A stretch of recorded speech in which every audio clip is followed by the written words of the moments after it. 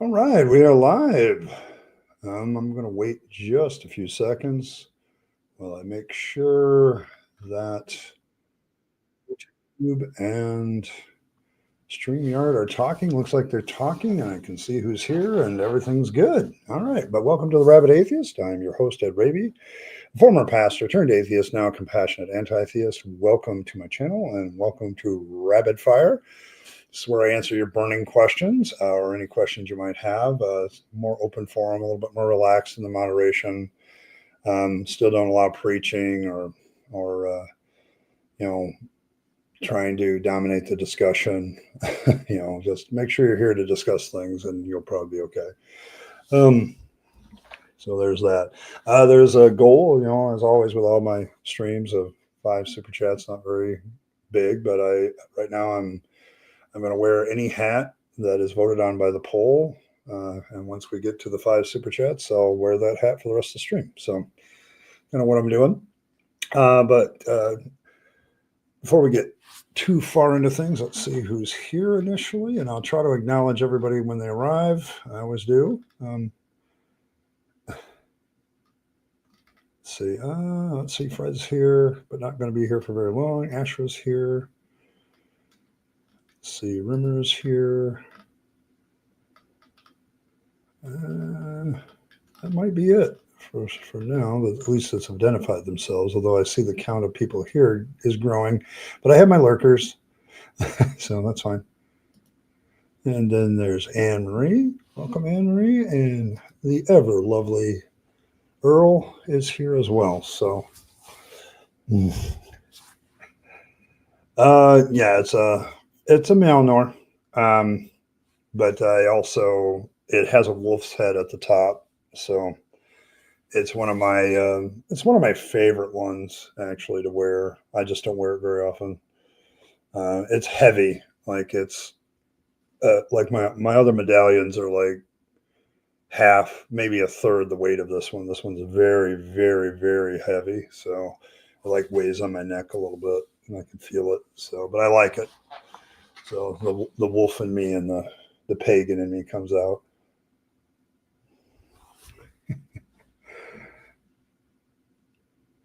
Your hug, no touching. This guy. Yeah, that's all right. All right. Let's see. What have I been doing? I've been. I don't know if Bren's here, but I finished up Bren's video, and he did a really good job on dissecting some of the weirdness of Christian belief in one of his videos, and really liked it. He does good analysis. So when he puts out a video, but I've mostly been focused because everybody's talking about Jordan Peterson these days. So I think that's the big thing that's been happening. So mostly Jordan's been running into the problem of he decided to take on 20 atheists, and he got his ass kicked. Even by many Christians' analysis. I subscribe to a few Christian channels, and none of them are happy about what happened. So mostly Jordan has always been very vague about, very, very vague about his Christianity, and a lot of Christians have a problem. Air smooches all around. That works. Hey, Wolf. Good to see you.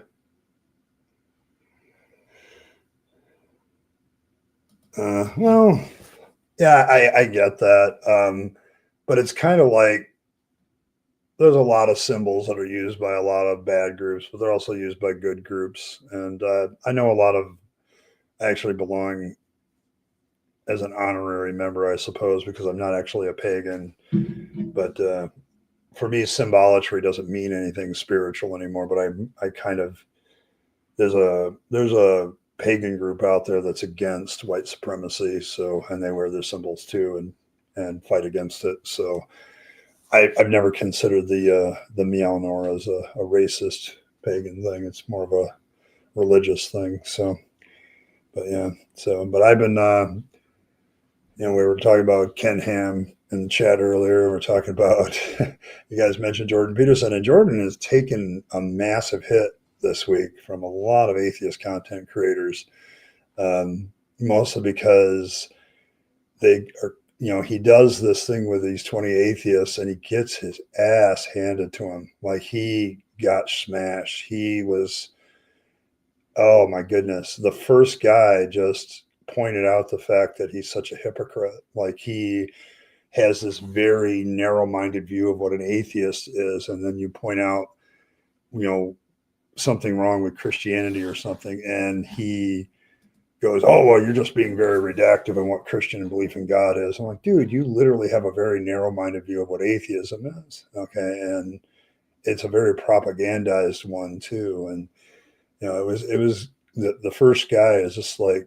corners him on all that shit. And it's amazing how quickly he fell apart. And a lot of Christians aren't happy about the results either, because one, a lot of Christians have always called Peterson on the fact that he keeps calling himself a Christian. And it's like, but you won't openly say that you're a Christian. And if I was still in my fundamentalist Christian days, I would openly say, well, that he's not a Christian, because whoever doesn't proclaim Christ isn't really a Christian. So, so there's that. But yeah.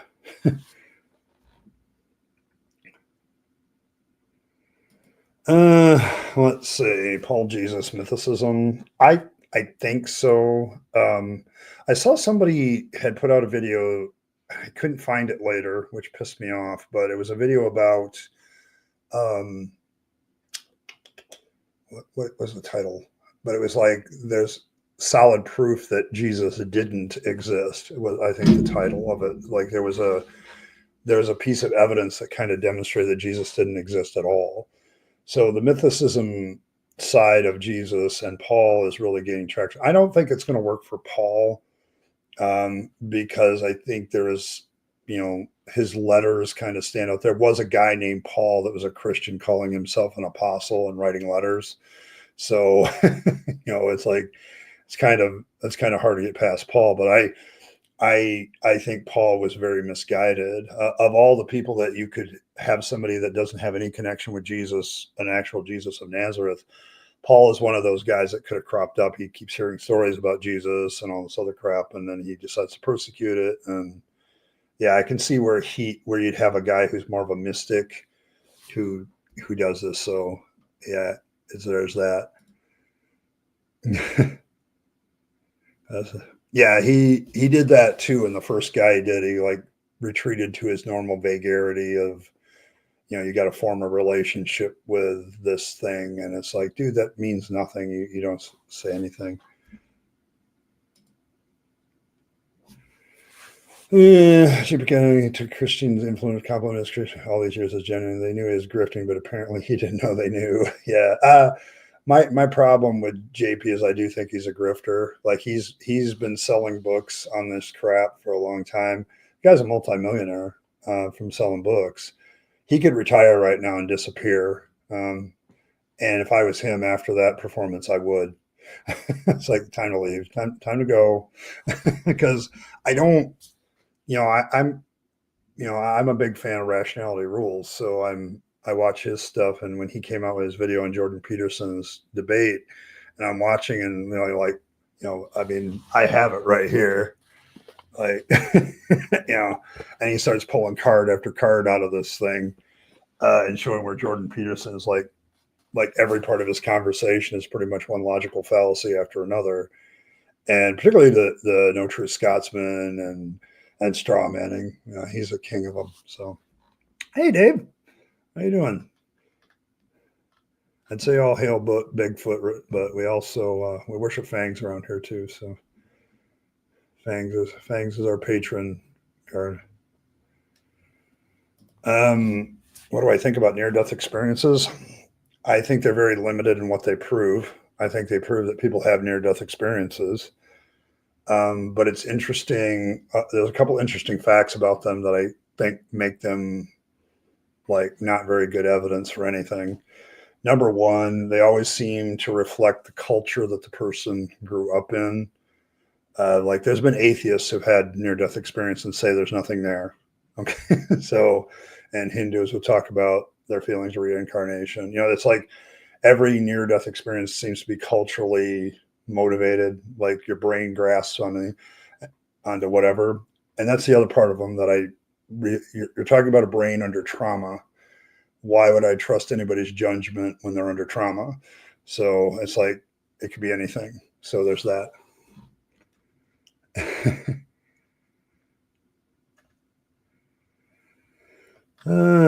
Hey, Ronald, good to see you.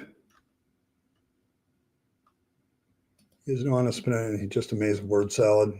Knowing big words does not mean you know anything else. Yeah, he's kind of the king of that. Jordan is. Jordan does that all the time, and it's his word salad that people keep coming back for. He sounds smart, but he's not.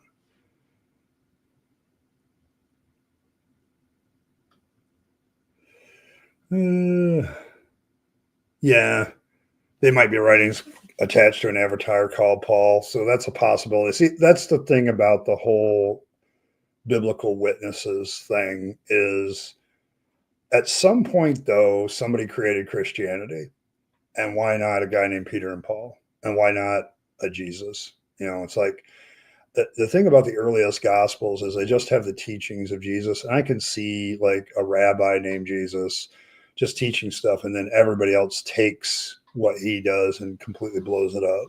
There's definitely some legend building in the story of Jesus. That's definitely for sure. But yeah, I don't.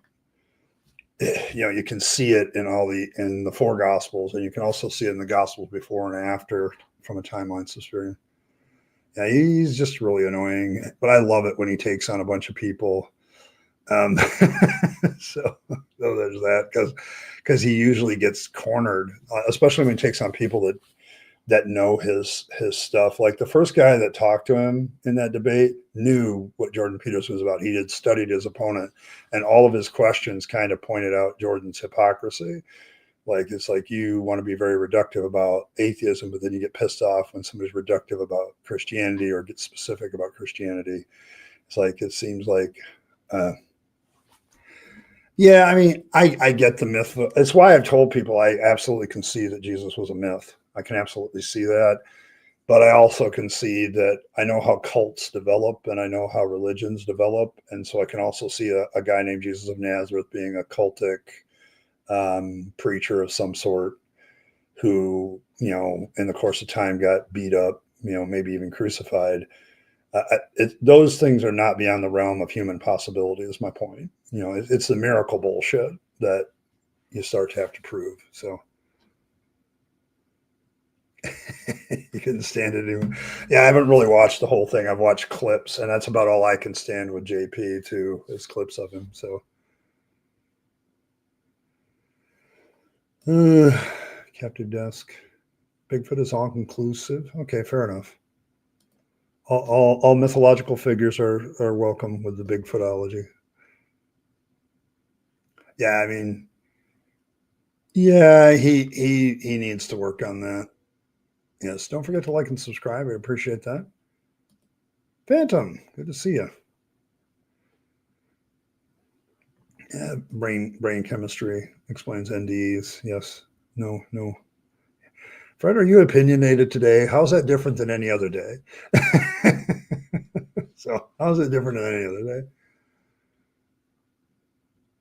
Yeah, there's a lot of appropriation by white supremacist groups, and maybe my wearing of pagan symbols is a way of fighting against that. So, because I'm none of that shit. I'm just a guy trying to trying to deal with it. So there's that. You almost died several times. You see weird things. You lose control of your body, and afterwards you get horny. Really? I wonder what that's about. Now you have me intrigued. That's an angle on near-death experiences I hadn't thought of before. Yeah, truth hurts, Fred. This does. And say I lean toward Jesus being a myth only because of the similar mythological figures that became before him. Yes, yeah, that's one of the best cases for Jesus being a myth. But somewhere along the line, somebody created this stuff. Where did it come from? Becomes a really, really good question. If you get rid of the mythology and you stop treating the gospels as history and you start looking at gospel development, like from the earliest gospels all the way up to, like the Gospel of Peter, where you have a talking cross and a bunch of other shit. It started somewhere, okay, and I can see a very naturalistic development of having a Jesus of Nazareth who wasn't born in Bethlehem, just a kid from Nazareth who made good a little bit by leading a group of people with a different kind of teaching or cultic stuff, and then gets killed for his trouble. And then a whole bunch of people, like as Apologia points out, at that point, you just need a couple people to have seen risen Jesus, so to speak. And then in a culture of superstition like that, you can easily build something bigger than that. So there's usually some sort of germ at the beginning of every disease known as cults, and something that actually happened that started it. So somebody started this thing, okay, and so why not a guy named Peter and a guy named Paul? So it's like it's one of those things. So it's like there's a lot of things to talk about. The real problem is we have so scant evidence. Even the New Testament itself is really scanty evidence for a lot of things, as I've demonstrated on this channel many times. It's like it's not good evidence. So watch Mindshift's reaction instead. All right. I haven't checked him out yet. I know, but everybody's going Peterson Gaga right now about this because it's when you make blunders like that, Wolf, so bad, and you're supposedly this famous believer, it's like, yeah, it would explain it for. Okay, there we go. There's the explanation I was looking for. So, yes, you've been accurately attacked, Fred.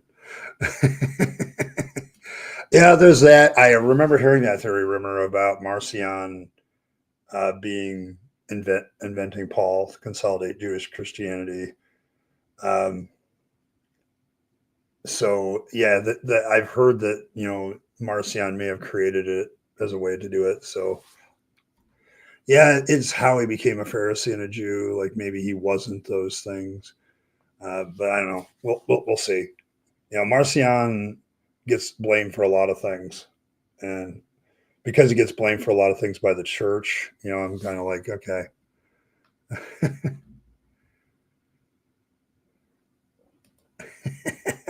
What the president of France says to do with this. Yeah, I've made this note, Phantom, several times that it doesn't really matter whether Jesus was a myth or not.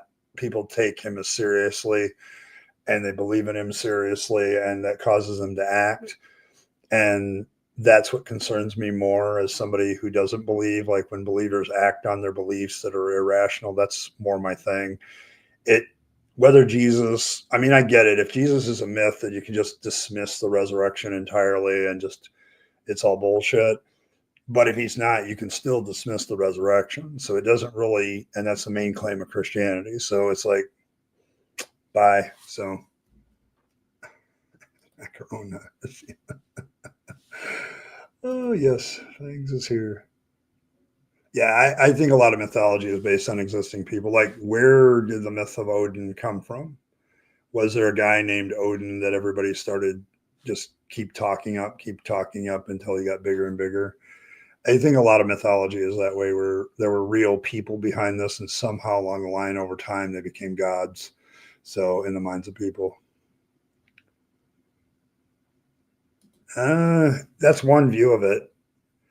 It's why Christians get frustrated with him, because he won't say he's an actual Christian, but he thinks cultural Christianity is a good thing. So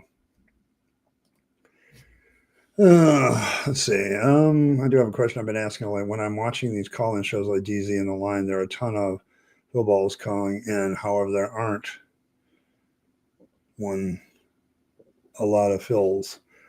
I guess I would want to know what you mean, Phil, bro. What do you mean by that? That's not a term I'm familiar with. So I do know that I personally don't. I used to watch the Line all the time, but now I don't. So it's been a while. And DZ. A lot of the call-in shows kind of are antithetical to kind of what I'm trying to do here, which is keep dialogue open. But a lot of the call-in shows seem to be more like the objective is have somebody call in and then beat them at their game instead of creating a dialogue of understanding. So, philosophy, bro. Okay, there we go. All right, there we go. You gotta give me the whole word. I'm getting slower in my old age.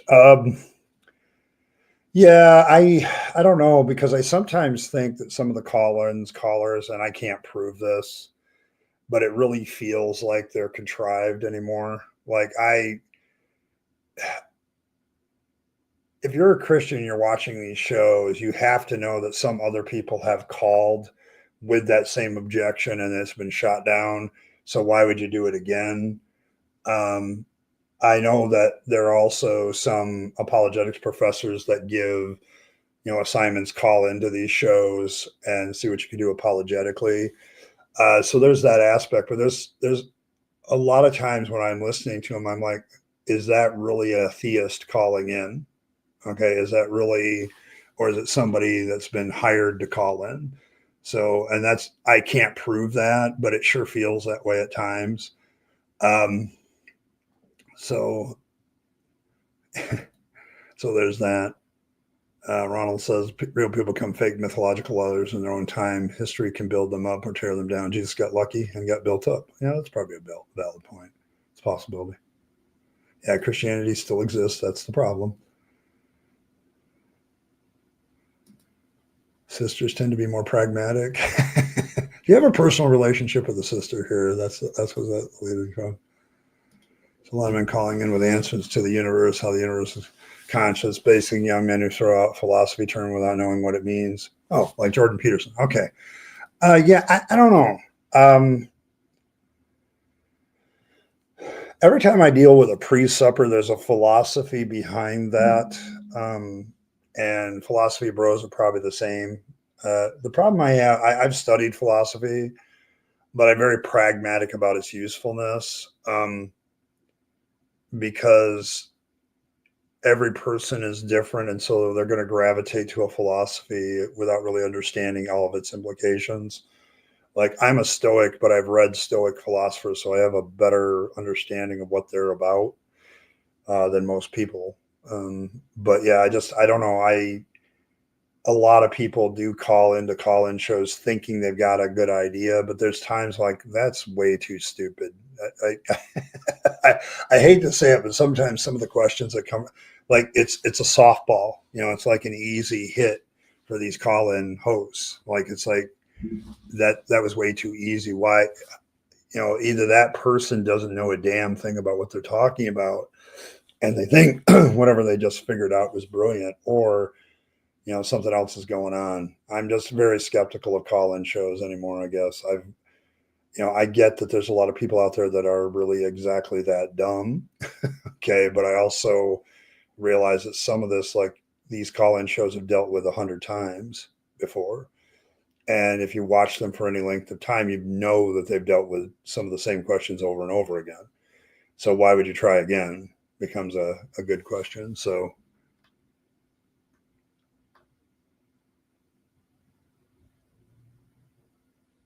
at copy and paste jargon, yeah, they didn't really think about it. I get that. I when I listen to these call-in shows, I think some of the same. So there's that.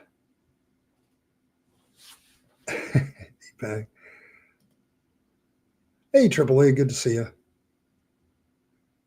He's a self-help idiot. You see, I don't get self-help anyway because I'm more with George Carlin on that one. If you're going to somebody for help, it's not self-help. If you're buying a book, it's not self-help. It's help. So, so there's that.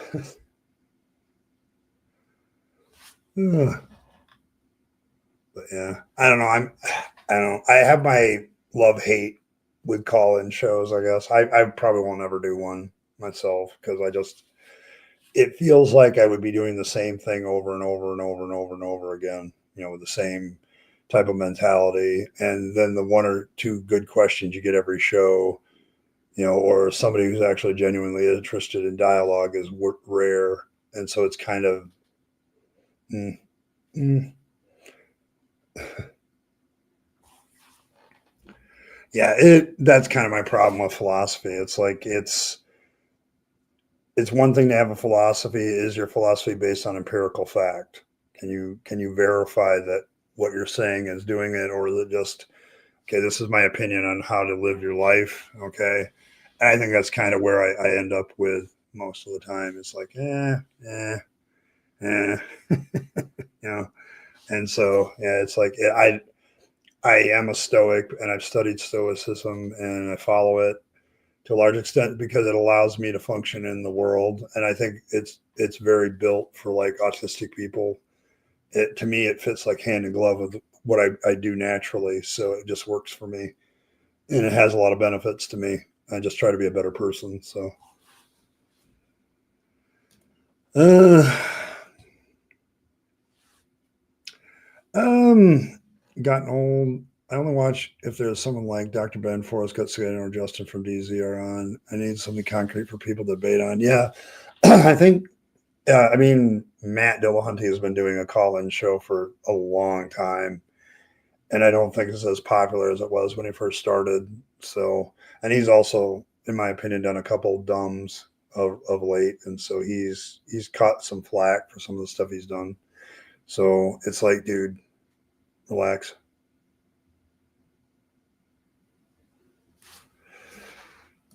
Oh, thank you.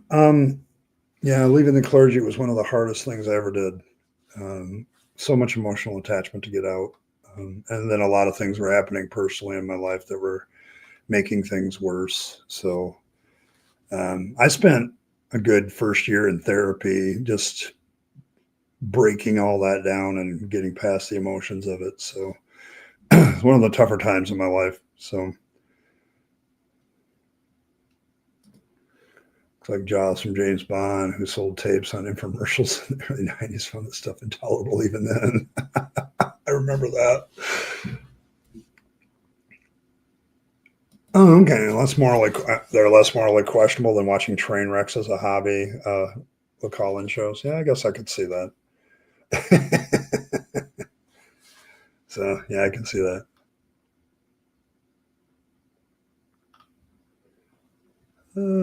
Let's see. I've never been the type of person to idolize another men. It's hard for me to understand some guys' adoration for men like JP, who is an obvious poser. I tend to reserve my idolatry for women. Oh boy, Ronald, you and me.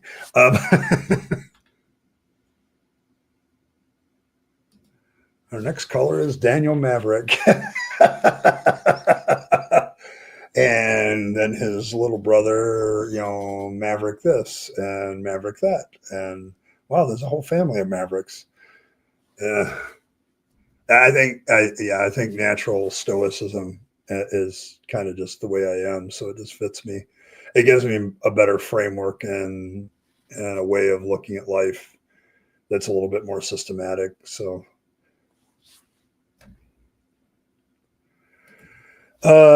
Stoic philosophy doesn't actually. That's kind of one of the mythologies about Stoicism is that you're not allowed to have emotion. That's just not true.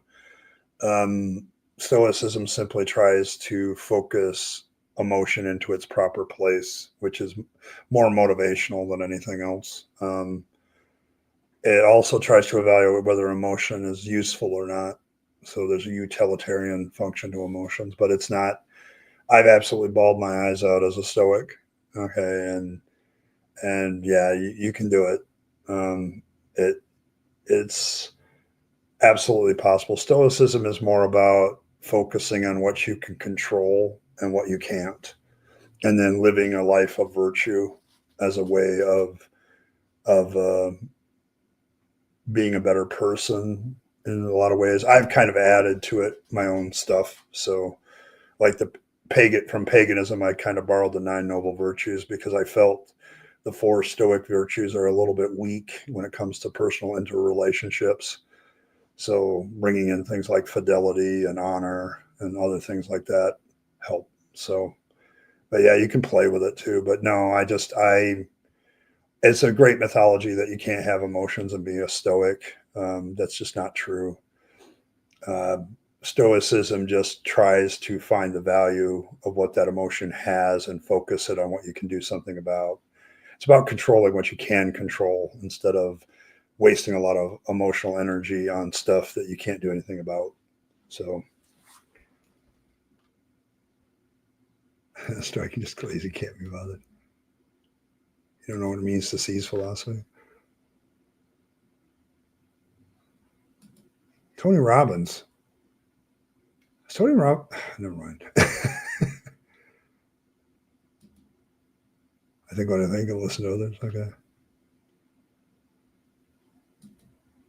Oh, you mean cease? Cease to be philosophy. Okay, there.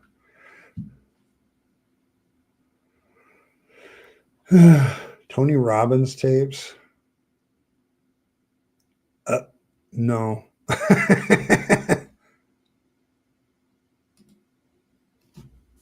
Yeah, I no the whining stoic. The thing about stoicism, it gets that because you have like the Spartans, which were this unfeeling human machines that killed everybody, and they were stoic in their philosophy, and a lot of other things like that. But Stoics are human beings, and they live human lives. They can be very expressive. They can love like everybody else loves. They can show courage and wisdom. I mean, what is, one of the key Stoic virtues is courage. Well, courage involves emotion. So they're not getting rid of emotion. They're just trying to focus it into a proper place where you can use it to do something about something you actually do something about. So Jordan Peterson goes to hell. Yeah, I'm fairly certain he is based on Christian doctrine because he won't proclaim Christ. So yeah, emotions are very useful. I think what Stoicism tries to do with them is focus it. Like to a Stoic, emotion is a raw force until you focus it on something you can actually do something about. Like a lot of people get angry and upset about things, but it's because they can't control it anyway. And so because you can't control it, you get mad about it instead. Or you get sad about it or whatever. But what you can do with that emotion then is, okay, what can I do something about? What about the situation? Can I do something about it? And then you take that emotion and focus it to motivate you. So, yeah, grief, embarrassment is actually embarrassment is definitely part of Stoicism. Like if you fall off the Stoic path, you should be embarrassed. So, hey, Kevin, that's all right. See, I like it when people throw money at me, but I've said it before and I'll say it again. As a former minister, I'm very nervous about people giving me money and it costing them the ability to live their life. The whole idea of tithing and all that stuff just drives me bats now. And I would rather you pay your bills than give me money. So I'll be fine. I have a job. So yeah, I mean emotions have their use. You just got to figure out what the best use for them is. So I feel blessed about. I know who Tony Robbins is, but I've never really got into all that. And it means female horse. Okay, there you go.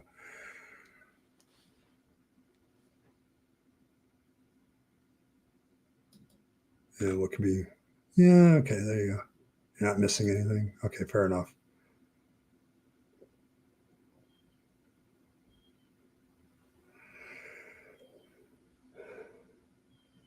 Let's see. Cross between Arnold Schwarzenegger, Donald Trump, and add a giant head. That's Tony Robbins. That's probably true. That's not a bad description. He's already in hell. He cannot say if he's a Christian or not. What kind of cognitive dissonance is that? Yes, this is why Christians don't like Jordan Peterson. The biggest reason is he won't identify as a Christian. And to them, based on Jesus's words, he's denying Christ or he's ashamed of Christ. And so therefore Christ is going to be ashamed of him and deny him. So from a lot of people's perspective, because he won't proclaim he's a Christian, he really isn't one. And he's facing, so there's that. So yes, Fangs has always been mentioned. Fangs be praised. I love Fangs. Absolutely wonderful character. And I give all the credit to Earl for giving vision to the idea of fangs in art. So,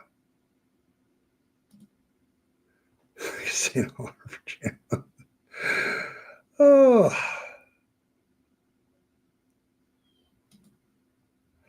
Oh yes, Habermas. Yes. Yeah, I haven't seen anything since the book came out, other than the early reactions by Paula G and a few others.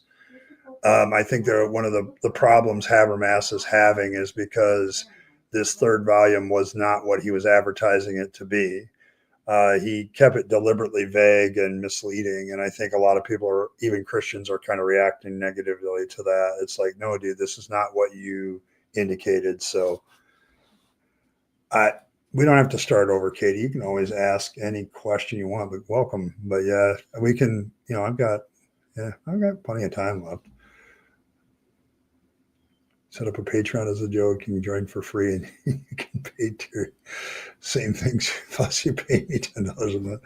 Yeah, I don't do Patreon anymore. The membership thing at YouTube is okay for me. Blessed be Earl, who is the lap from which our Lord naps. Yes, I'm sure Earl has bunnies on her lap. That would make sense. Yeah, I think our stream about Habermas Saturday, I would agree that it's a waste of ink and paper, except in this regard. It's not a waste to Christians, because when it's finished and the hubbub about book 3 dies down, you'll have pastors, 5-10 years from now, buy the magnum opus, put it on their shelf, and when somebody has a question about the resurrection, like I'm not buying in the resurrection. So all the pastor then has to do is point at show, well, there's 4 volumes there where Gary Habermas proved the resurrection.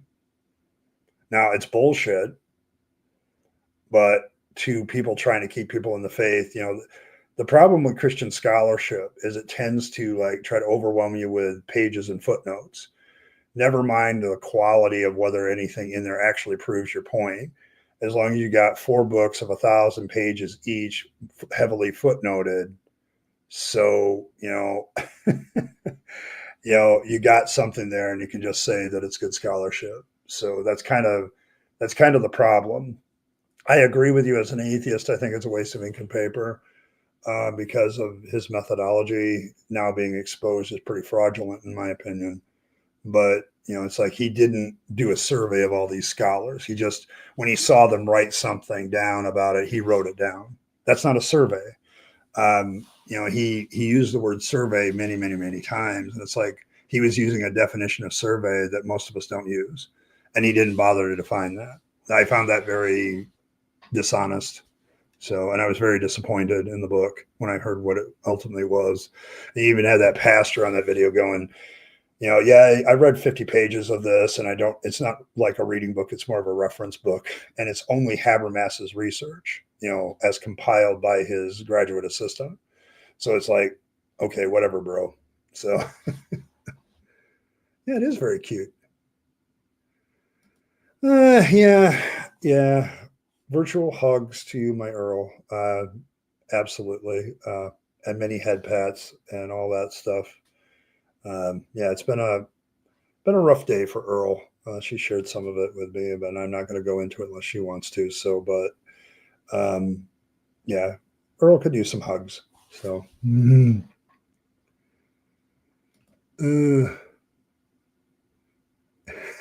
yeah, I think the thing that Habermas is showing is the arrogance and condescension of Christian scholarship. Because what happens with Christian scholars is they take a lot of assertions that they really need to prove, but they never bother to prove them.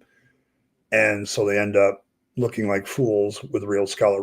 It's interesting that there's been many discussions. Like I think William Lane Craig had this discussion about, do scholars in secular scholarship even take apologists seriously? And the answer is no.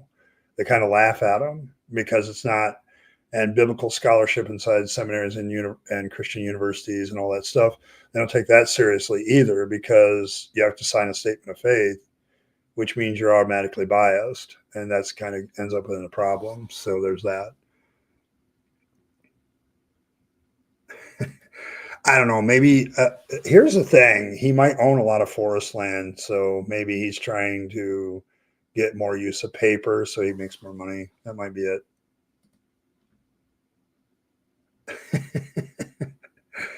All right. Well, thank you very much, Kevin. I appreciate you.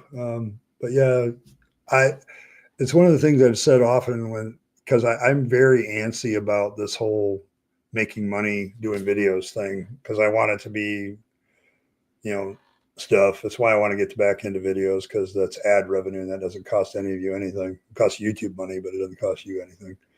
So they really don't know who he is. They don't. So, well, you're very welcome. I try to do the best I can. I'm just one guy, and we need more of me out there, I suppose, in a sense. So,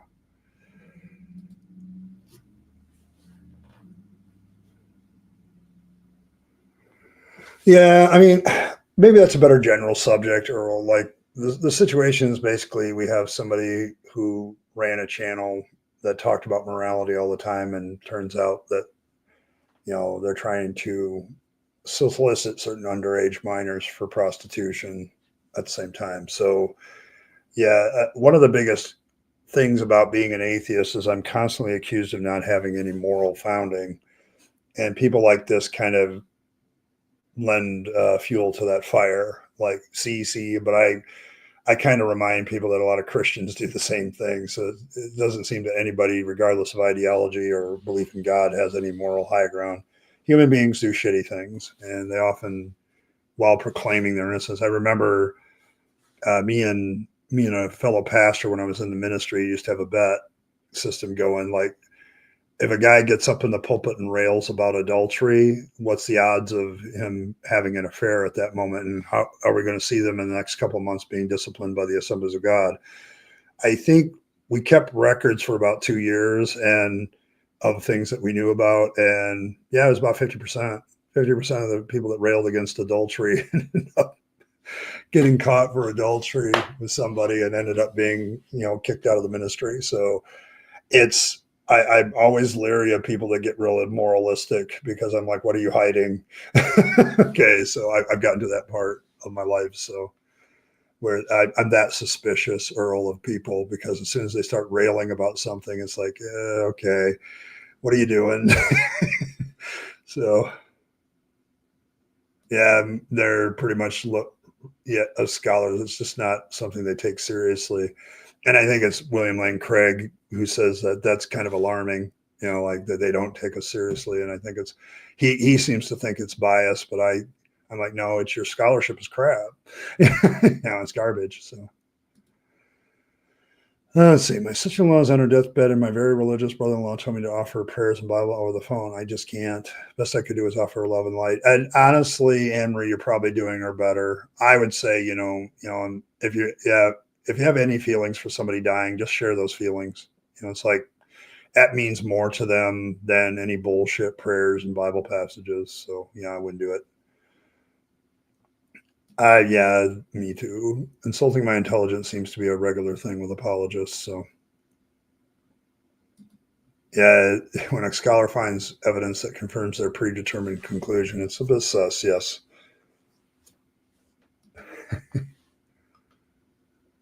Oh.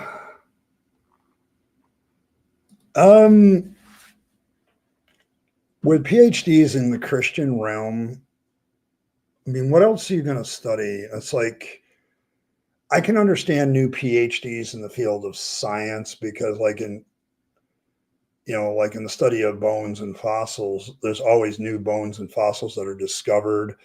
So you can do PhD work on that and then add to the font of existing knowledge. In biblical studies, I don't know what the hell you study anymore, because the Bible has been so studied. It's like and there's very new, occasionally a new archaeological find will come out or something like that relates to biblical studies or something. But I don't know. It really seems does like they just do the work. I remember, I think it's Robert Heinlein has one of the people, one of his characters explained how he got his PhD. And he said, well, basically, I just cited the resources and said the right things, and they granted me a PhD. And I think that's very, very true with like biblical scholarship. You just have to say the right things and cite the right people. So, so there's that. Every deacon there is searching for just the right argument or witness. If we keep at it, we may touch many. Yeah, I agree with that. This is why I do the channel. Like I'm very concerned that a lot of people fall for a con, and that con is whatever religion they're in. And to me, the religious con is very similar to any other con. So it's like you offer a lot of claims and benefits without any proof of that, not any real scientific proof of it. And so you're offering error, in my opinion. So it ends up happening that way. He rails against adultery, usually rails against something else. Yes. Yeah.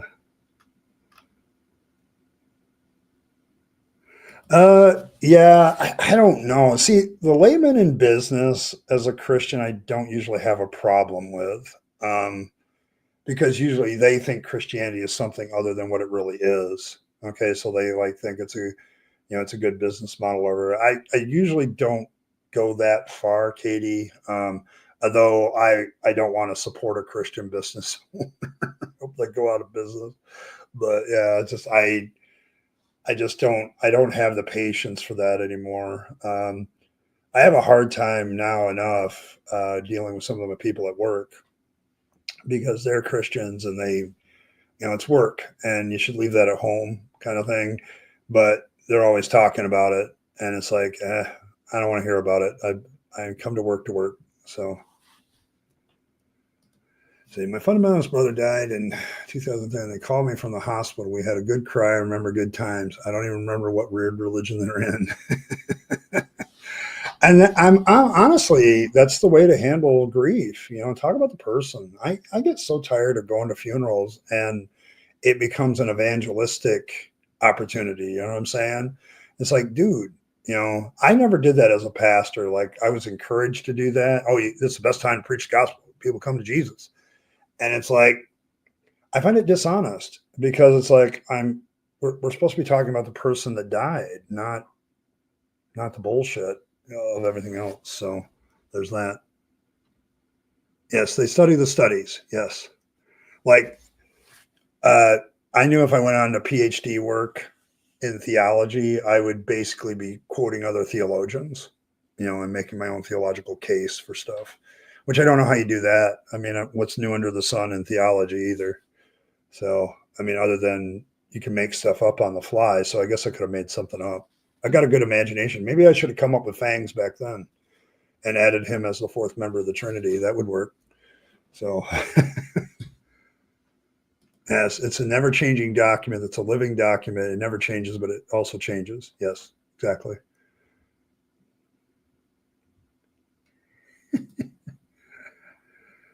Studiously. Yes, copy and paste from messed up arguments. Yes. In my area that literally name Christian bros and they upcharge everything. Yes, that's probably my biggest thing with Christian businesses is when I walk in and I look at their prices. It's the biggest way they're using it as a draw. Like you don't want to go down to that guy where you might get bad service because he's not a Christian and he's not really moral. You want to come here, and for our additional morality, we're going to charge you an additional fee. Yeah, when I see that, yeah, I head for the door. I'm gonna go down the road to the other guy that charges less and probably is going to do the same service. So Christian Bros is a no, oh my God. Yeah, I'm not trying to prove anything. That's kind of the thing, but yeah, so there's that.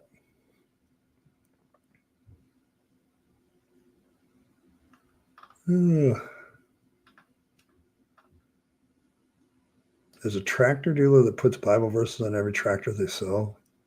Holy Jesus. Now you guys are making me want to go check my Jeep. Some Christian on the assembly line putting that shit on there. Do you think that happened? I bet it does. I shouldn't ask questions like that. People do that kind of crap all the time. Let's see.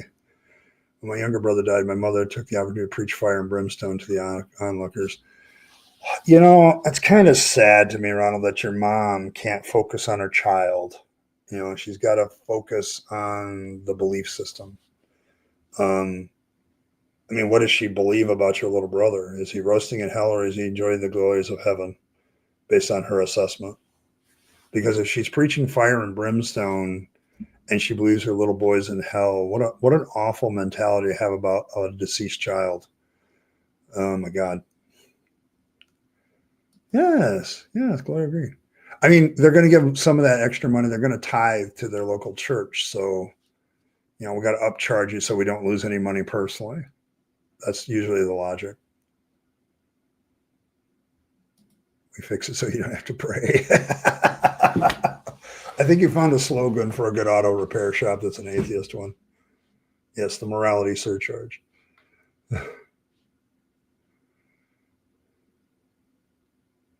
But can you prove you're not trying to prove anything? That's going to be yes. They didn't answer your comments? I don't know if they do this anymore, but Forever 21 used to put John 3:16 in all their bags. I should really do that verse sometime, what it really means. It doesn't really say anything. It's a massive claim without any evidence. So it seems weird that Jesus would be saying it. You know, it seems like something that people would say about Jesus after the fact, but then the writer of John puts it in there as if Jesus said it. And it's like, why would Jesus say this? You know, so it's always been a weird verse to me.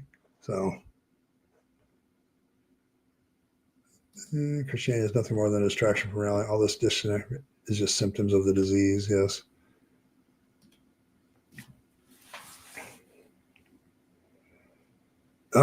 Yeah, that's kind of the only claim that we really make is that we just don't believe. And instead of taking us at our word, you know, they just kind of like, well, you got to prove you don't believe. And this is the whole heart and soul of presuppositional apologetics, because they run to Romans 1:20, and I wish I had Captive Death's little video right now where I could have us all laugh at that. Because that's what it deserves. It's like, it's one of the reasons that really caused me to question the Bible's assessment of people who don't believe, because it's like, I had friends at the time. I wasn't there myself. Like now I can say, yeah, Romans 1:20 is bullshit because I genuinely don't believe in God and Paul is wrong. But I was running into atheist friends who I was talking to, and I'm like, they genuinely don't believe in God. And so it's like, it's not a claim. Like they genuinely don't believe in God. And so Paul is wrong. And, and when you have that disconnect between the reality of what you're dealing with and what the Bible says, it's kind of hard to get over that. So, yeah, I ended up going like, yeah, when people say Moses wrote Exodus or Deuteronomy is even better, his own epitaph. Yeah, Moses came back from the grave and and wrote the end of that book. It's hilarious. Yeah, I mean, the best theory right now is Moses is like this composite character of various different people, including like Hammurabi and a few others. The Epic of Gilgamesh has heroes, and he's taking bits and pieces from different things and slapping it all together. That's what Moses is. So, yeah, it's been, the people who put together the Old Testament in 600 BC and afterwards they were either taking oral tradition myths and finally writing them down, or they were making shit up at the time. So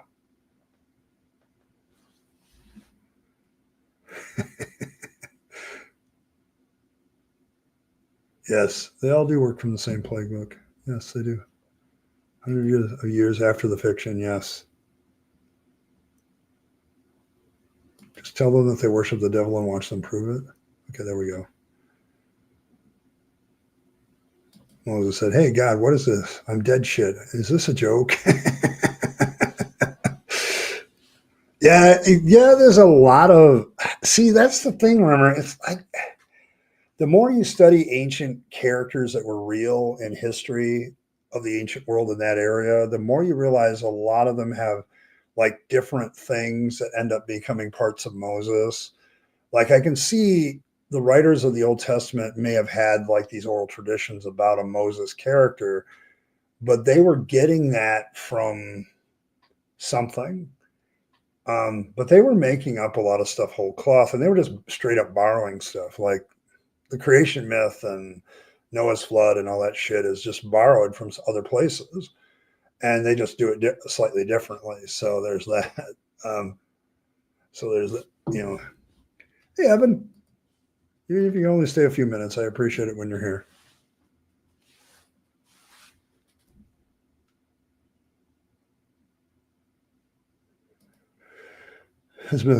Yeah, I mean that's true of like a lot of characters, like Alexander the Great. If you read his historical biographies by people who biographied his life, he's got a bunch of supernatural bullshit in it too. So yes, lie, but lie periodically. That's a good way to do bio. It's like I said, the best lies have a lot of truth to them. So there's that. Thanks, Evan. Yeah, we're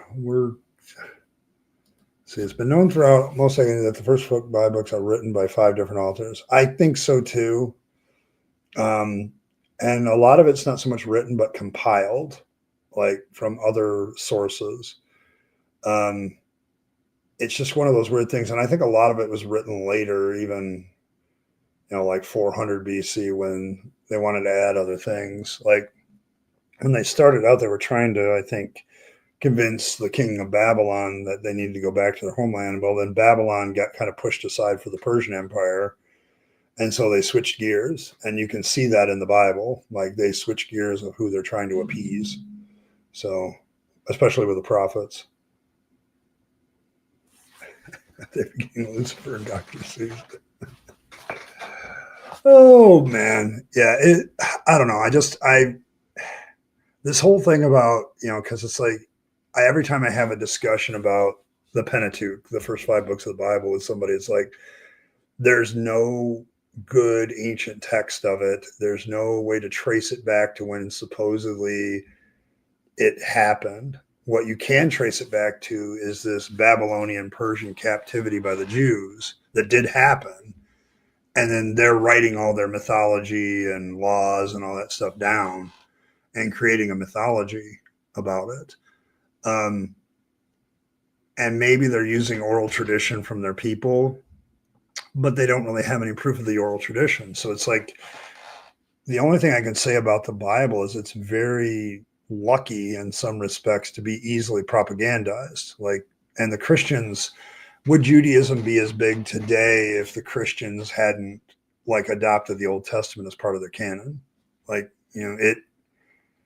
Christianity kind of kept it alive, and then Islam kept it alive even more. And so it's like you have this ancient document. There's many ancient documents of mythology and how to live your life, but somehow this one rose to prominence. And I think there's a lot of good propaganda work about it, plus political maneuvering. So, I mean, yeah, he was considered there. See, the idea of religious belief, theology stuff, and the state being separate is not a thing in the ancient world. Like every ancient ruler claims both political and spiritual power. So that you just don't have the notion that those two things are separate until much, much later. So whenever I read like the Egyptian accounts of the Egyptian pharaohs, it's like they're not just acting as a leader, they're acting as a god. So it's kind of like, I feel like the Bible is written like how the time capsule from Parks and Rec was put together. Everyone had to have a say in, and that's what made it inconsistent. Yes. Yeah, it's definitely a committee action. Okay, there we go. One of my favorite videos, The Flood Before Noah. They built a scaled down model of the Ark in Gilgamesh. Wonderfully done. Yeah, see, the thing about the Ark story, okay,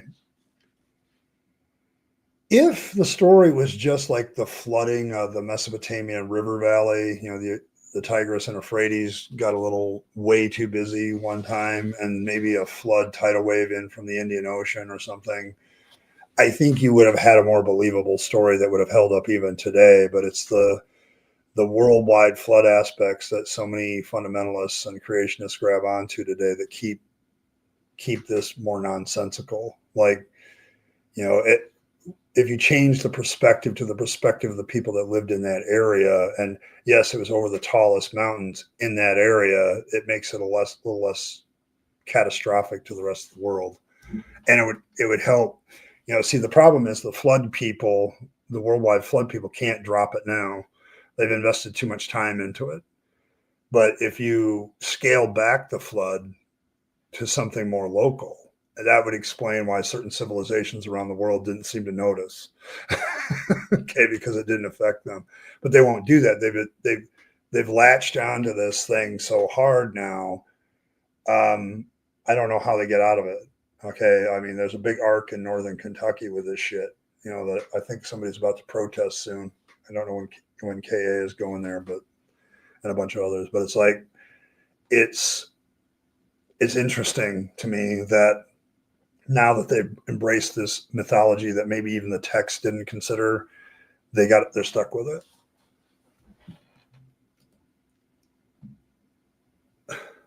it.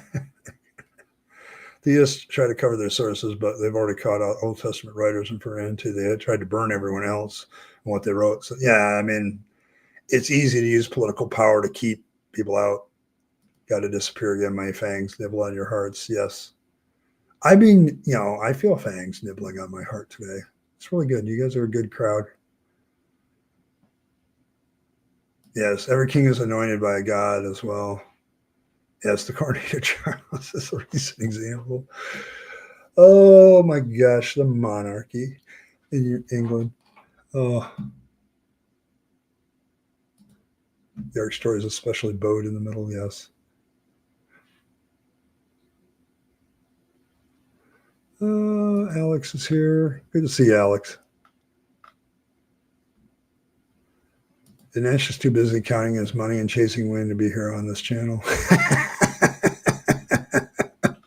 Yeah, that's probably true. Oh, yeah. 100 years of the empire. The Roman times are very interesting to me because you have the Republic first, and then you have the Empire. And the Republic I find far more fascinating than that. There's much more politics. So there's that. Came with making the Bible literal and fallible. It was fine to say when reading was for the rich. We didn't have any network of information. They didn't have the technology. Yes, I think the Gutenberg press was the beginning of the end for the Bible. When she started translating it into multiple languages and printing it for everybody so everybody could read it, and literacy started to increase, yeah, that was kind of the beginning of the end. And now, like, these Christian people make these claims, and within seconds, I can have a rebuttal from somebody, or I can have verification, or I can have like, no, that's bullshit. So yeah. And yeah, you also point out like the archaeological findings, Ashura. Yes. I used to have the professor in apologetics that I had at Bible college at Trinity used to say that every time a spade goes into the desert, another critic of the Bible dies. And actually, the opposite is true. Every time a spade goes into the desert, the Bible loses its credibility one more time. So Fangs loves our laughter. It gives him energy to keep removing those poisons. I'll accept that. That's acceptable theology. Well, all of our innovation discoveries, a lot of the Bible is being discounted and dispelled. Yes, and that's the problem.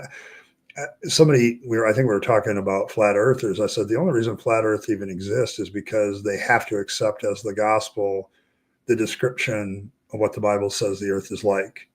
Okay, and at that point, you have a flat disc with a dome. So, see you later, Fred. I do it better than anyone. Oh, well, thank you very much, Fred. That makes my atheist heart strangely warmed. So, you know. Yeah, let's just blame Gutenberg for destroying Western society. Medieval Western society? Yes, probably. I mean, Gutenberg, all he did was invent a machine that allowed you to print pages quickly. And this allowed for people to be taught to read, and literacy rates increased. You didn't have to just be a monk in a monastery anymore to learn how to read. And there wasn't this limit. Yeah, you just typed it, yeah. There's a Family Guy skit on Gutenberg. I can believe it.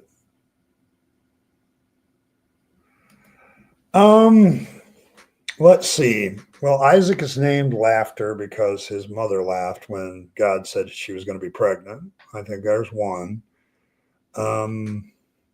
It's hard. I agree with you, Katie. It's hard to find people having a good time about God, because if you have too good of a time, he kills you. So it's kind of, I don't, I'm trying to think, other than Isaac, Sarah and Isaac, and she laughs and she gets called on it. So it's like, it's not like she laughs and say, yes, you should have joy and mirth at this point in time. It is funny. It's like, why did you laugh? And she like tries to cover herself. Like, no, I didn't laugh. Oh, you did. And you shouldn't have, damn it. How dare you laugh, kind of thing. Um, I don't know. When I was a Christian, somebody did a laughing Jesus picture, but I was like, where is that in the Bible? Like, I don't ever see Jesus laughing or having a good time. I mean, I get that people want to present him as more human, but yeah, I mean, the thing about laughter and the thing about comedy and stuff like that is you have to be very irreverent to do humor. Like, you can't respect something simply because it exists. Good humor always is going after something.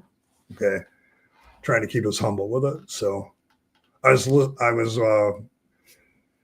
of my favorite old sitcoms is MASH, and I was catching one with about Alan Alda and his role in MASH for like 11 seasons, and he said the hardest thing was dealing with very serious subjects and trying to make them funny so you could you know digest it and deal with it easier.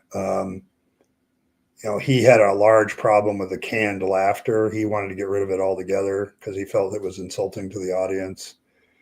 And I think that's kind of what God does with the Bible too, is he like, unless it's like God putting up the sign, applause or laugh at this point, you're not supposed to do it. And I can't remember really trying to seek happiness based on my Christian worldview. I mean, I suppose you could talk about the fruits of the Spirit, like love, joy, and peace, and maybe that brings happiness. I don't see Christianity as being a happy religion, because you're basically accusing everybody of being a sinner. We're awful people, so that's nothing to laugh about. Uh, and the way we solve that problem is somebody has to get crucified. That's not something to laugh about either. Like, there's nothing funny in the redemption arc. Nothing. I mean, I can make fun of it now, but it's like, when you're a Christian, I'm not sure. This is a really good question, Katie, because I don't see it. And when the few people that do laugh, they either get in trouble for it or they get reprimanded for it. So it's like, I just don't see it. Everybody's just way too serious in the Bible. Like Michael says, if you can't take a joke, deconvert. Yeah. Yeah, it seems like everybody's way too serious. It's why too serious kind of thing. Why so serious? I mean, I don't. Ash always reminded me of potatoes. Okay, I can see that.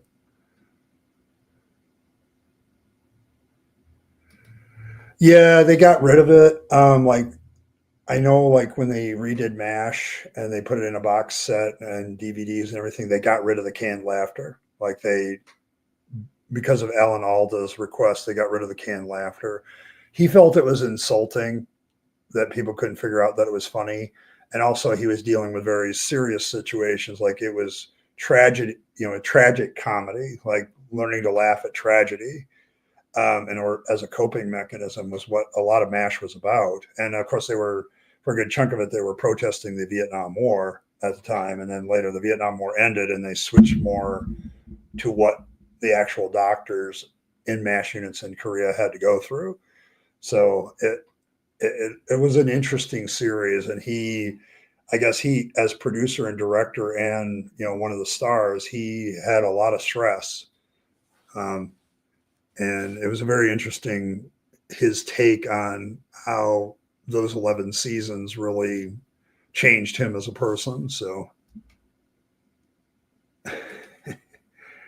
self that you chose the right religion. Yeah, I guess.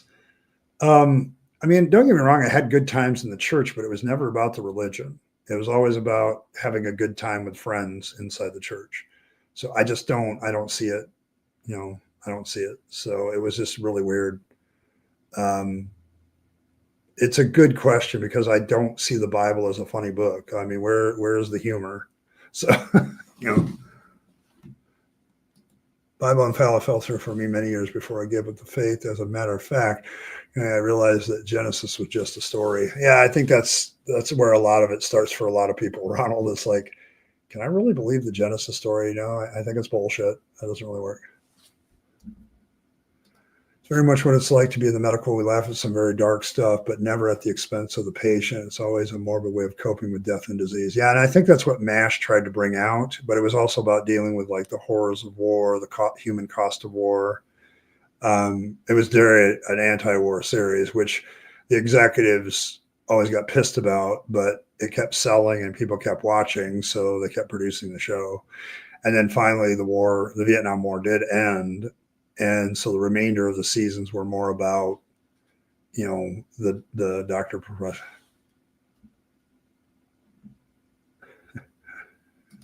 I don't think I remember from MASH they're carrying stretchers. Yeah. Yeah, there's a few good moments in there, but it was one of my favorite shows growing up as a kid. Yeah, it was about the Korean War. The MASH units are actually a real thing that happened in the Korean War in the American military. And they took that, but they were using it as commentary on war in general. And you could tell they were definitely heaving at the Vietnam War in the early going. So they're definitely taking pot shots at that. So, yeah. See, one could argue that people believing the Bible to be true is funny, but also it is not. No, yeah, that's true. Yeah, that's the thing about the writers of the Bible. They genuinely believe that they were chronicling something. I'm just not sure what. That's why I think like they had a whole committee doing it. The Old Testament writers are just, it's a great example of how committees ruin things and ruin the continuity of something. If you have a single mind and then an editor that worries about continuity, and those are the only two people you use to write, then you're probably off to a good start.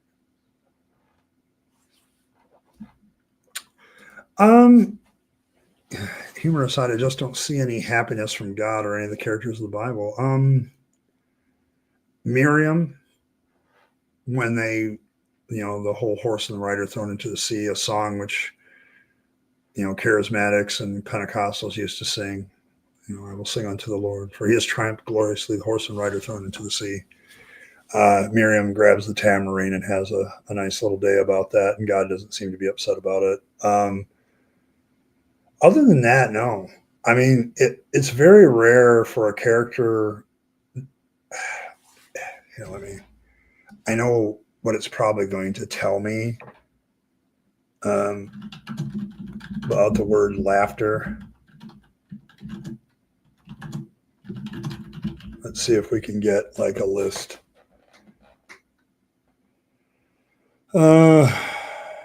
Yeah, that's kind of the weird part about the word for laughter is in Genesis, it's used when Sarah laughs about her son Isaac. But when Job uses it, it's better translated as mock. So it's not laughter, it's mocking somebody. So it's it even the word for laughter has to be contextually understood because they don't actually just have a word for laughter. So I don't know. It's kind of a sad book. I mean, there's nothing but death and suffering in it from start to finish, and they don't seem to be really trying to cope with that. That's why it makes it a very dark book. So, oh, that depends on the time of my ministry. I had a system where I tried to preach through the Bible a couple of times, but I would get to certain chapters. Like Leviticus gets really boring at certain points because it like talks about how you're supposed to take a crap and you know and how to handle your plumbing, and there's a whole chapter for women on how to handle their menstrual cycle, so that gets a little interesting to preach from. But when I was a Pentecostal, of course, the book of Acts and probably First Corinthians were my two favorites.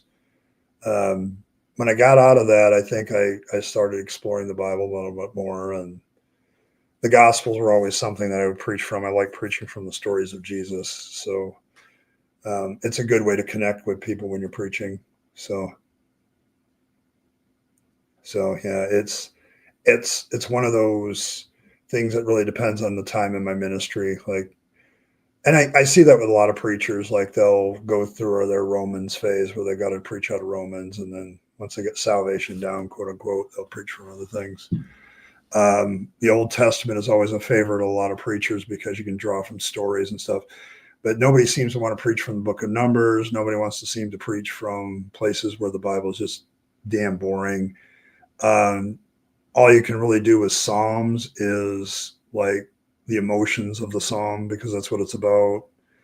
So it depends on what type of person, what type of thing you like, really is what you preach. And I like different things. Over our 20-year ministry history, I think I probably did all the popular stuff. That it's the books of the Bible that are just mainly lists of people, like somebody mentioned, or just numbers or boring shit or stuff that's uncomfortable, like preaching, from Leviticus, 25 chapter on slavery. And, we're going to preach the first part of the year of Jubilee, but we're going to stop.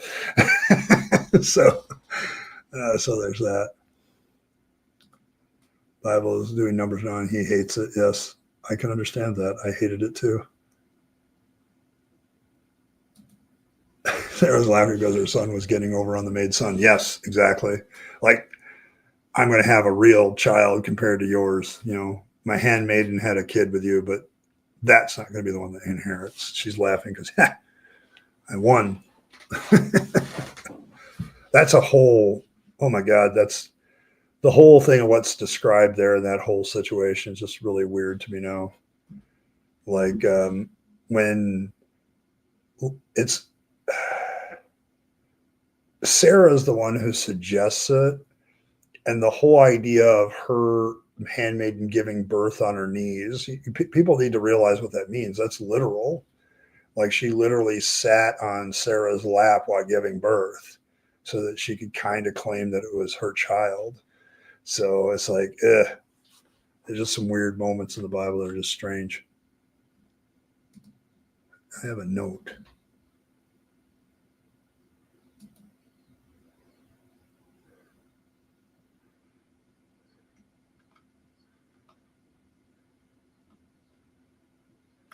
Oh, those are beautiful. Oh, they're great. Here, I gotta do a little work here, but I got some art from Earl, and I know a lot of you like art from Earl. So I'm gonna save them and then share them with you.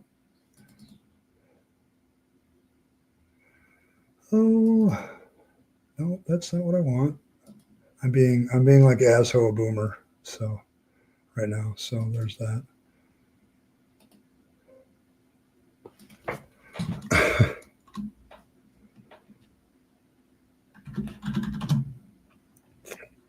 There we go.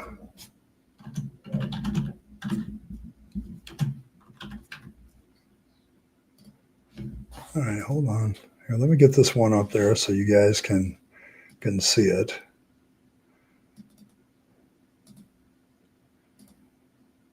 There we go.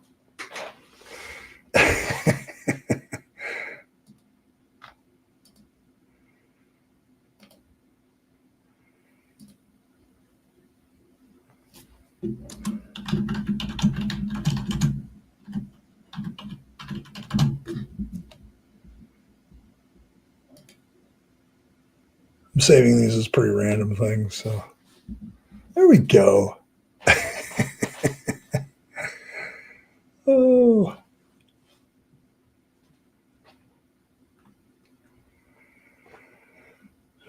Yeah, it's kind of a thing where people preach from the gospel. I really like this one, Earl. This one's awesome.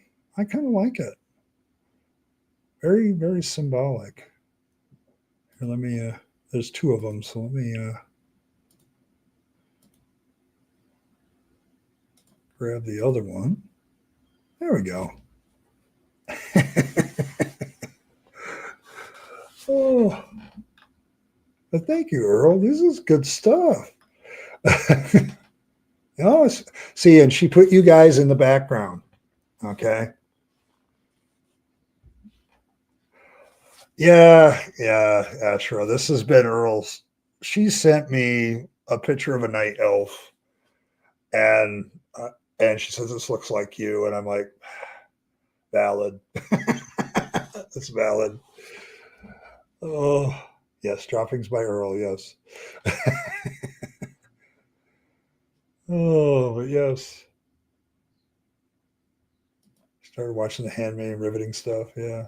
Oh, yeah. There's a pretty good message to that one. I haven't watched it myself, but I've heard a lot of people comment on it, how good it is. So I had to memorize so many pointless battles. So glad to not have to do that anymore. Me too. Oh my God. Yeah, see, people like it, Earl. It's neat. You're not in the background because nothing. Oh, not fat enough? Oh, okay. Well, there you go. Yeah. Gosh, I have been wearing black for a long time in mourning of my lost life due to Christianity. So, but yeah, this is good stuff, Earl. I like it when you do art like this. This is good stuff because there's a lot of symbolatry, which is always fun. Um, but yeah, you guys are in the background there. I don't know. I was trying to see if Rimmer still has a valid point with this one.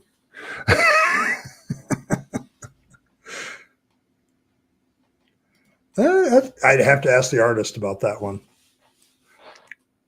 But yeah, Earl's had a lot of bubbles broken in recent days, I think. So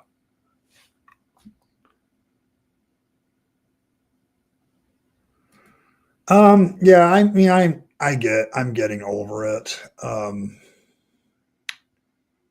The problem I have, Ashura, is when I was in school, like when I was in high school, I was very much a science kid, like physics, chemistry.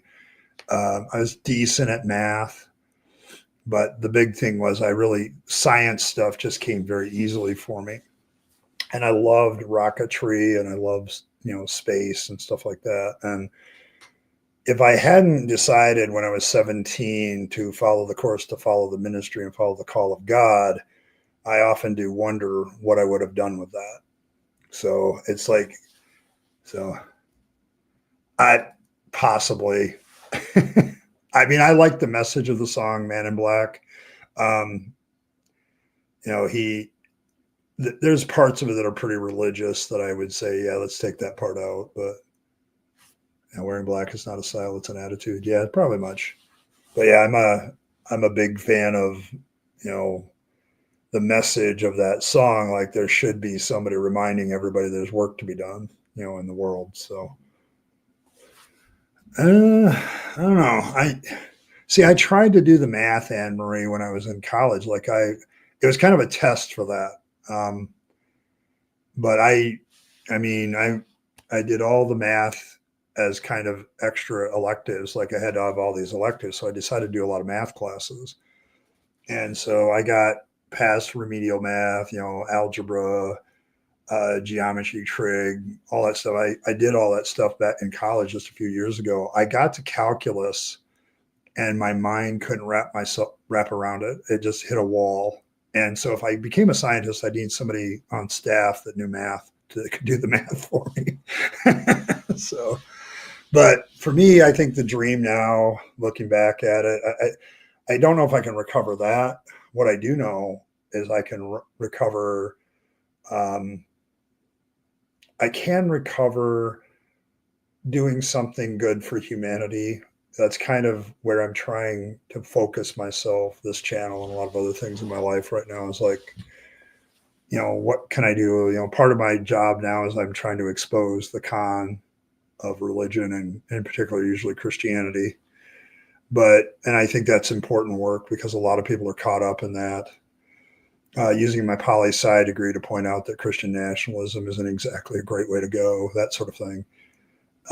But I also feel like I can do something else. There's something gnawing at me right now if I want to get a little personal about other things I could do. Like there's some things that's happened to me and happened to Earl, and it's like trying to argue for a better humanity, is becoming forefront in my mind, and trying to figure out how to do that. It's something that I really worry about, but also I'm trying to working towards. So a few, I just hung out with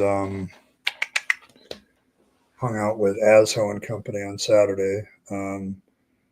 I've been on a few other podcasts, but some of them don't want to invite me, I think. And it's because I'm guilty by association with certain of my friends here. And I won't give up my friendships. So they're too precious to me. It's so hard for me to make friends. So I just I don't give up on that stuff. Yes, it is very funny how a small decision can change your life so much. All you were good for was wifing and kids.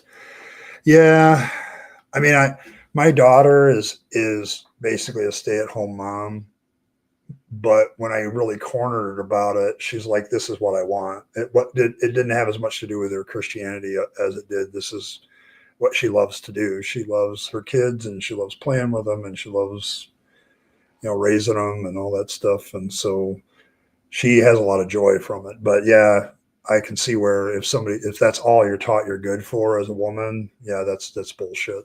So yeah, and it definitely will hold you back. Do you ever feel bad about your family members thinking you'll go to hell for rejecting Jesus? I hate just being quiet when my religious family incorrectly discuss the Bible, so I force myself to be quiet and they don't know I'm an atheist. I kind of do that myself, Deb. Some of my family members know I have this channel. Like my oldest son was the first subscriber to this channel. So, but he's a Christian and he's a head coach at a Catholic university, and I wonder about that. We're supposed to be meeting together as a family in mid-July. So I'll see what happens. But yeah, this is, it's, I don't know. It frustrates me when they talk about stuff. And as a former minister, though, with my kids, if they misrepresent what the Bible says, I'm like, is that what the Bible says? So you sat under my preaching for long enough. Is that what the Bible actually says? And then it makes them go look it up.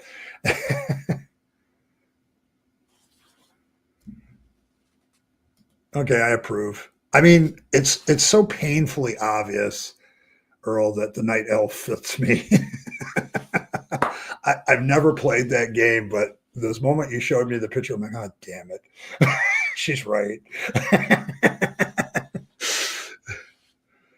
Oh, yeah.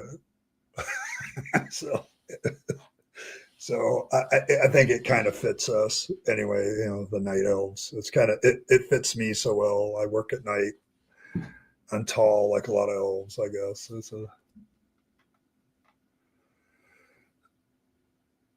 I don't know. I wish I could tell you, Ron. Finding motivation, is one of the biggest tricks in life, and I'm still working on it. I love what I do here, and I love the streaming now. I didn't think I would, but so there's that. Yeah. Uh, Fear, anger towards the ones I love. Yeah, it's one of the things I talk about when I say Christianity is damaging is it's damaging to relationships. Like you literally think like your opinion of a certain family member is dependent on your religious belief. Even though that person has never done you any wrong, they've actually probably done you good.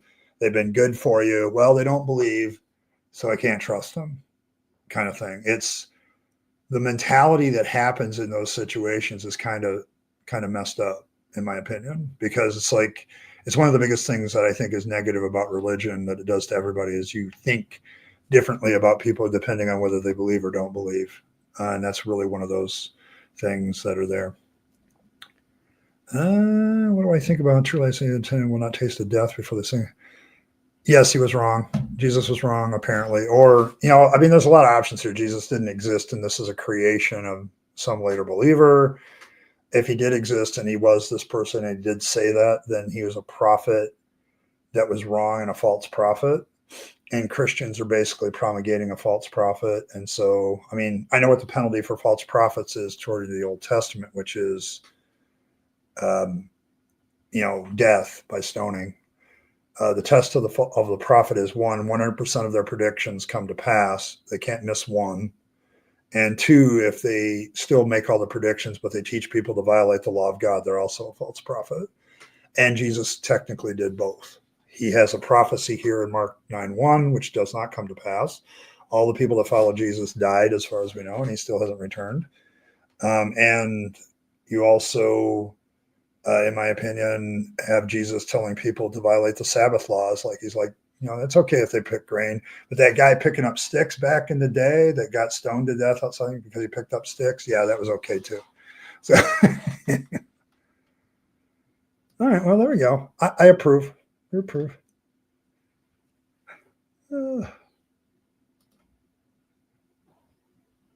Yeah, pray at meal times is awkward. Hang in there, guys. I mean, you're not going to change it. So the only thing you can do is kind of just live through it for a few minutes. It's very confusing and frustrating at times. I really wish I had better answers, but I don't have good answers myself. I'm fairly certain at some point if this channel gets big enough where I become a more well-known atheist, like say I write a book, okay, or something, and it becomes popular, they're going to know it's me, and that's going to cause some issues, I'm sure. But until then, it's like I value the relationship I have with my family because I love all those buggers, despite themselves sometimes, and despite their religious opinions about me. So, yeah, it's something you have to constantly make a. So, yeah, you'd be a philosophical argument daily. Your phrase is so angry like theirs, and yes, we're both nocturnal. I wish I had Alfred so I had more real estate. There you go. Oh. But yeah, I approve of you working me in there as a night elf. I'll work with that. That's cool. Doesn't bother me the slightest. It is now. It is therapeutic now. It helps me with my social life.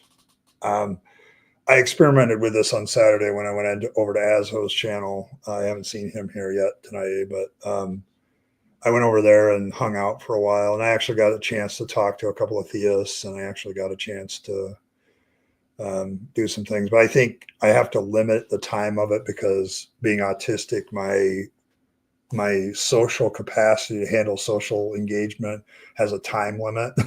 And then I have to get out of there because I literally the next day had to take the night off. I had plenty of time. I've got time saved up to take time off when I need a mental health day, but I was just so mentally exhausted after that.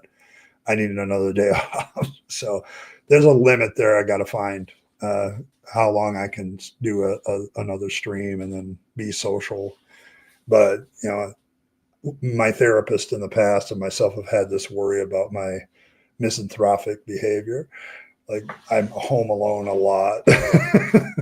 It's a peaceful life, but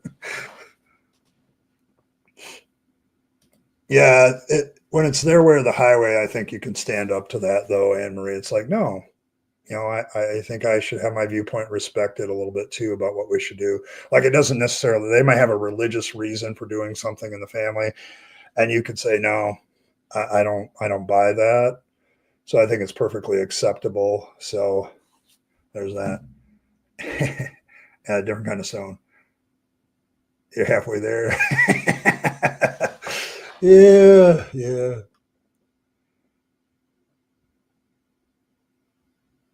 Voice in the wilderness. At his fangs. My fangs? Oh boy. I mean, I don't know.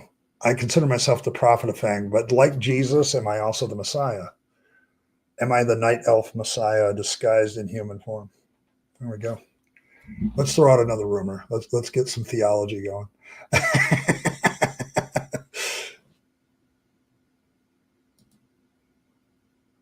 No clear description of the kingdom of God or any of the God. Yeah, it's like it's an after the fact addition, rumor. That's why I say that's why the gospels are pretty, in my mind, clearly written after 70 AD, all of them. Like Mark may be written right after 70 AD, but the rest of them are definitely after because of the predictions. It didn't come to pass.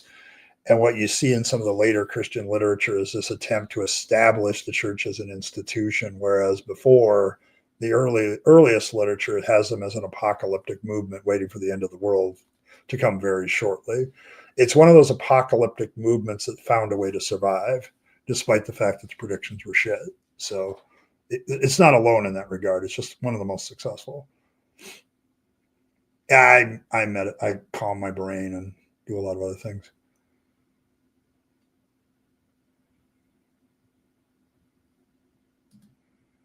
The two huge statues from Ed would make a cool stone range to be the third brother. Oh, okay. There we go.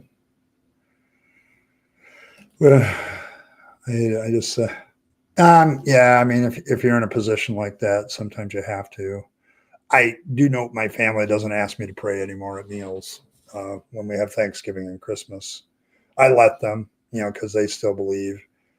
I usually wear like I'm thinking next year when I go to family Christmas, I'm going to like wear a garland on my head and put some mistletoe over the over the things and just make a general nuisance of myself about some of the pagan origins of Christmas.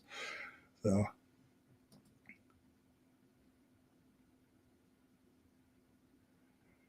I don't make fun of your religion.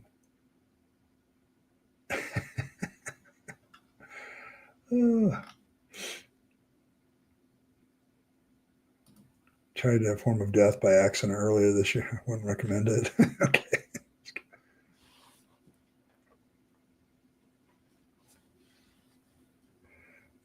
Streaming could be therapeutic if it wasn't for the rowdy chat. I don't know. You guys are therapeutic too.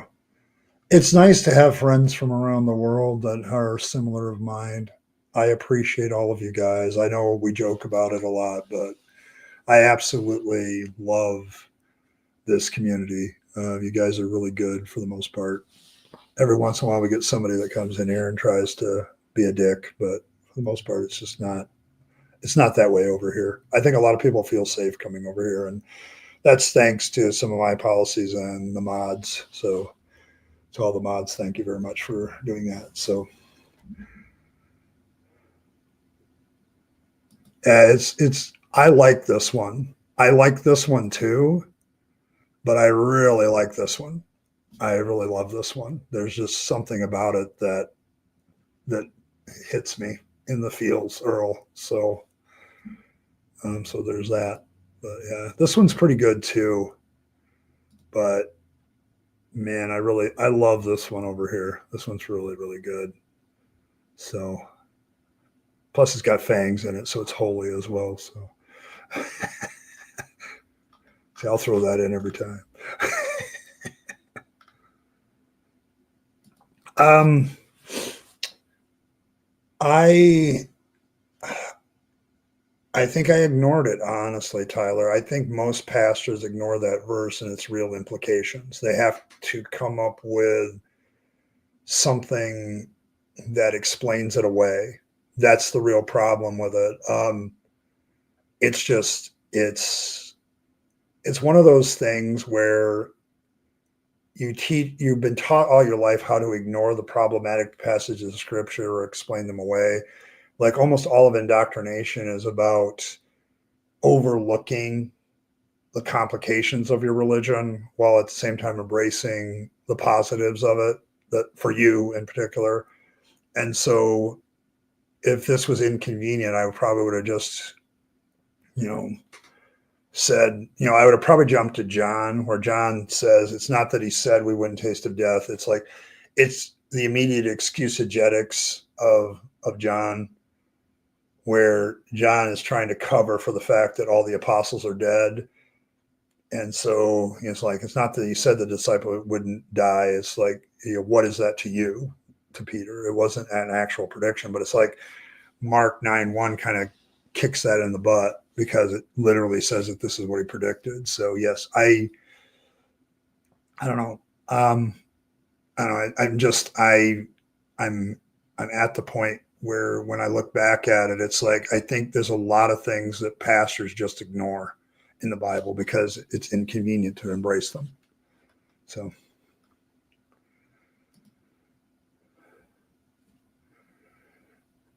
Yeah, I mean, the idea of the kingdom of God was like a kingdom on earth. Like the idea that Jesus is presenting is like there was the expected Messiah that Jesus wasn't at first, but he was. The idea, I think, is he was going to eventually be that expected Messiah, return, gather up his followers, resurrect the dead.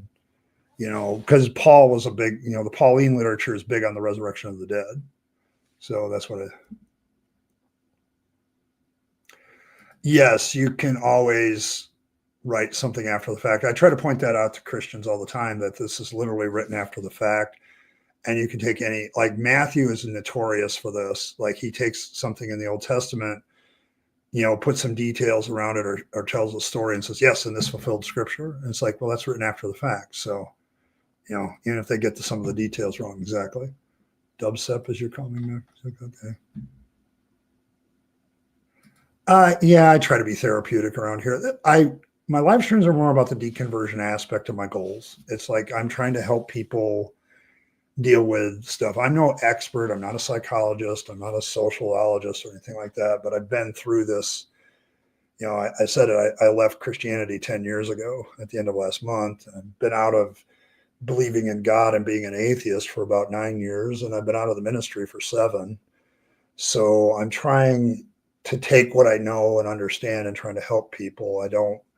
I'm not here to be, people come to the Rabyd Atheist and they think I'm foaming at the mouth and screaming at people. It's just a play on my last name. I'm really not like that at all. So yes, it is a good community. It's a safe place to land from time to time. Yes. Enough that. No more sweet talk. Oh, you guys are awesome.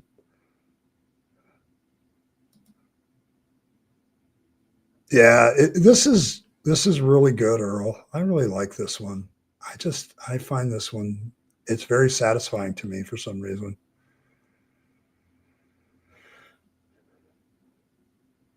You rarely want calming. Okay. This group is my tightest knit. I've been retired for 7 years. You pals tend to fade away. I appreciate y'all. Yeah, I'm kind of in the same place with you, Ronald. I just got like a report of another classmate that died, and I'm like, oh my God, we're getting a pretty long list here. And, a lot of my friends are not my friends anymore because I left the faith. And the few friends I have left, like they're busy with their lives. And so it's nice to have a group of people I can land with and talk about things and have some fun with. We have fun with Fangs and we have fun with all the other stuff that we do here. And I really appreciate that about this community. And so I'm very happy for the end result of what the streaming has been very therapeutic at this point. And mostly it's just hanging out with people. even if it's just chat. You're great. I mean, we don't have, none of you ladies have to do the George Jetson, the Jetsons moment where you have to push some technology to get your face on so you can appear. So just be in chat. None of us men have to, do the same.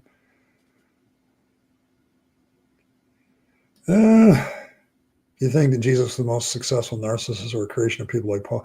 I would say both. The thing that makes Jesus a believable person to me is he checks off all my boxes for cult leader, and cult leaders are very real things. I don't think saying somebody existed is a very extraordinary claim, and I can buy that Jesus existed, although I think the mythicists might have a point. But my thing with it is that over time, Jesus, the legend, keeps growing and changing. And whenever there's a question about something with Jesus, it's like the next gospel writer takes on that question. Like, Mark doesn't have a birth narrative, doesn't have a resurrection narrative. And so what do Matthew and Luke do? They add those things. Okay, that's the unique material of those two gospels, is the beginning and the end for the most part. Yeah, Jesus is definitely talking about this burning garbage dump. He was just saying it's all rubbish. So, Vage chat art and a pupper. Okay, there you go. Uh-oh.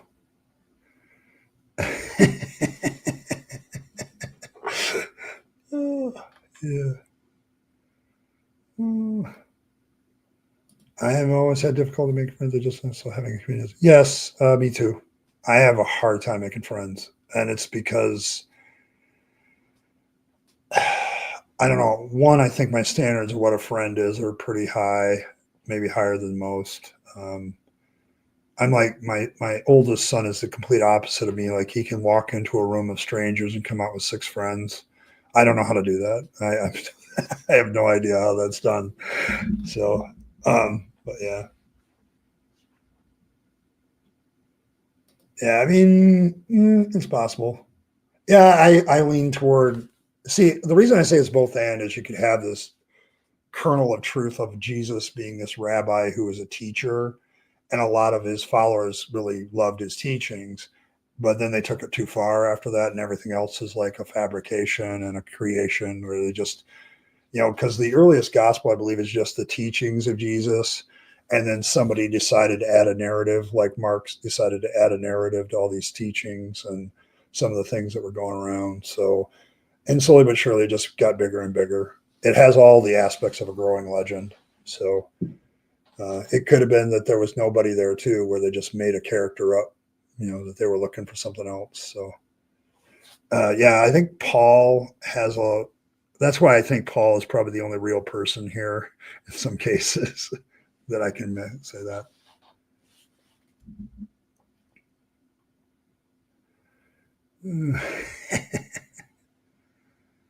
My survival mechanism is to keep people laughing and have a good time, and I can tell a few uncomfortable truths. It's win-win. There you go.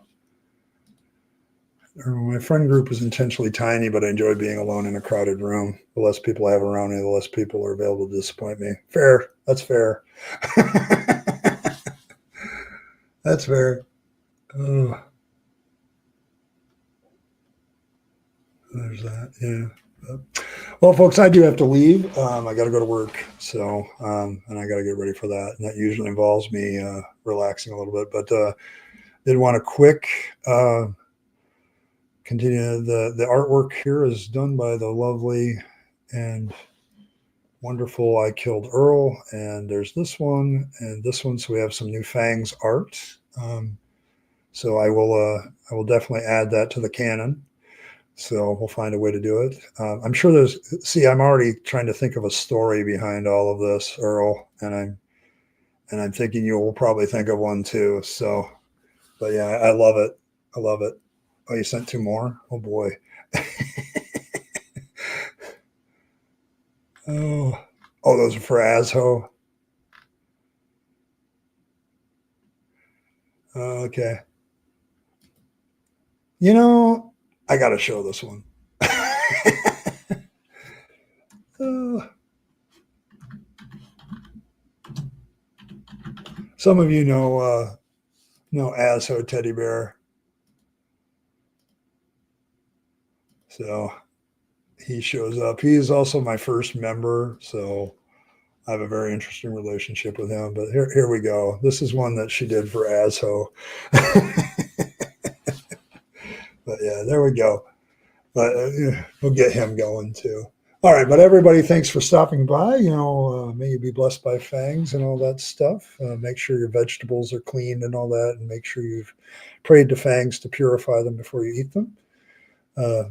All in the name of safety and all that stuff. So thank you very much for being here. I've appreciated it. So there's that. So thanks for all of it. But I appreciate all of you. And make sure, may fangs keep your teeth pointy, and, may he nibble on your heart every day. And so there's that. Nom nom. And as always, live your best life. You only get one go around, and then it's over. And so you want to take all your time, your money, and opportunities, and give them to yourself, the people you love and care for, and to make this a better world. Be happier if you do. Don't waste them on the trappings of religion and faith. That's a dead end. I speak from experience. And as always, folks, thanks for stopping by, and I will catch you next time.